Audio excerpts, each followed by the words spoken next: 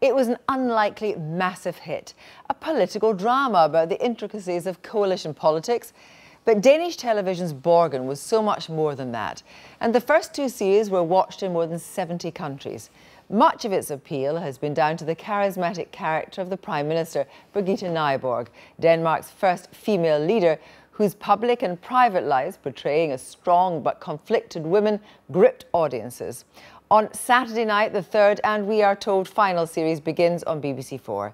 I went to Copenhagen yesterday to interview Sidse Babett Knudsen, who we all know as the Stats Minister. How has the Danish Parliament provided the setting for this acclaimed series? Mainly because the cameras go beyond the intrigue and plotting to depict the damage to the domestic lives of those who are running the country. Hvad vil du sige, hvis jeg sagde, at jeg godt kunne tænke mig at vende tilbage til politik? Okay. Hold da kæft. When I met Sidse Babett Knudsen, she told me how her character has changed since we last met her.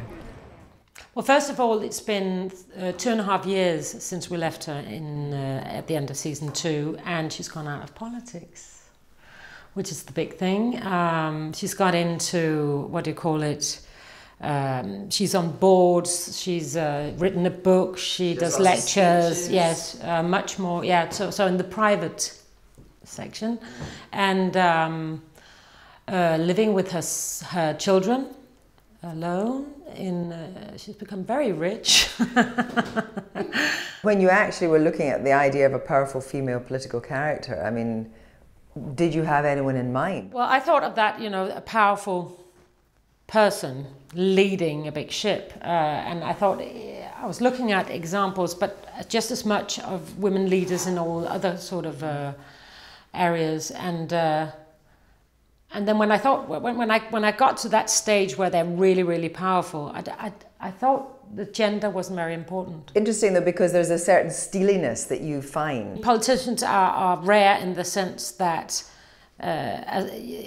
as their own, you know, as a person, you have to be this icon, you have to be perfect, you have to be morally above everybody else. You wouldn't demand of somebody in charge of a corporation or something else. As the character in the first two series, the writers gave you more tears in the script than you actually shed in Borgen. We don't see you crying that often. Was that you bringing your own sensibility to the character, that you thought she would have behaved in a certain way and they perhaps thought a different Oh, absolutely, story? Yes. I thought that, I mean, she's a hero, and we have to believe that she can be in that room. There was a lot. It was the way how she emotionally reacted to her decisions, for example, like very conscious, a bit overconscious is what I thought. You know, that she felt bad when she made a tough decision and regretted it, and on behalf of everyone, and I thought you don't have time to feel or think like that when you're up there. So yeah, and also I thought then she's not going to look responsible. I think it was very important to me that she was responsible for her actions. She took responsibility. And of course, the relationship with your then husband, I mean, created huge arguments in households all over Britain, I can tell you, about whether he'd been, you know, an absolute, you know, he'd actually reneged on the deal. I mean, did you tussle over that, about how to play that between you? Well, not between us, but in the writing room, yeah. I thought, yeah. Come on, get it. Yeah, absolutely. The wuss.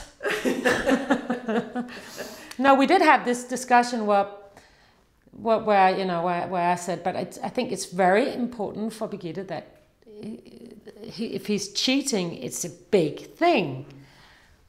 Yeah, but he was really sad. Yeah, but it's a big thing, you know, yeah, that's sort of a male-female thing, isn't it? Whether a slip on the side is important or not. There's been a study by a Danish business school saying that actually Borgen itself has countered a kind of apathy in politics, and actually it's been really interesting about engaging people in politics in Denmark again. Well, the funny thing is that when I was first told about the project, I thought, politics, no, but the Danes are not going to like that. And then when it became something real, suddenly you heard cab drivers talking more about politics. I think it happened at the same time. I think we're very lucky. There's a lot of timing, a lot of lucky timing going on with this series. It seems to be less cynical often than some of the dramas that we have in Britain about a woman in power. There has to be a kind of edge to it. And this was more, it wasn't like The West Wing, but it had a much more kind of positive feel to it. Oh yeah, but I think in general the whole show is not very cynical. No. And I think that's a Danish thing. Do you think there's quite a respect for politicians here? In Denmark, like in the UK and Scotland, that people don't, they're angry with their politicians, or the confidence is not very big. Right now we have an election here next week. What's most visible in the campaign is please vote. Yeah. You know? You imagine it would touch, the whole season would touch such a nerve. I mean, you know, shown in more than 70 countries, and it's a massive hit. I mean, when you set out, did you think you were making a drama for Denmark? Oh, absolutely. It's the most Danish thing that I've ever been in. You know, it's about Danish politics going on in Denmark with Denmark. And it's in Danish, you know, and it's, you know, when compared to international politics, we always think, you know, local politics is a bit just for us. So it was really, really amazing that anybody else would be interested in it and identify. And the final series of Borgen can be seen on BBC4 on Saturday night. Don't miss it.